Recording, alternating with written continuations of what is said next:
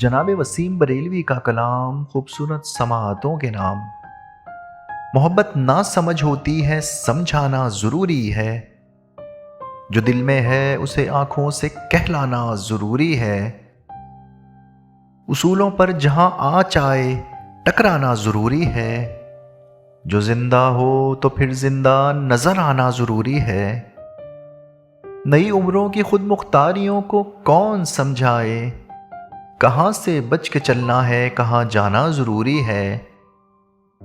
تھکے ہارے پرندے جب بسیرے کے لیے لوٹیں، سلیقہ مند شاخوں کا لچک جانا ضروری ہے۔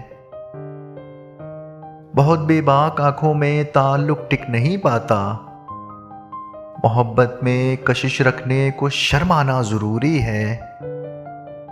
سلیقہ ہی نہیں شاید اسے محسوس کرنے کا، جو کہتا ہے خدا ہے تو نظر آنا ضروری ہے۔ میرے ہونٹوں پہ اپنی پیاس رکھ دو اور پھر سوچو کہ اس کے بعد بھی دنیا میں کچھ پانا ضروری ہے۔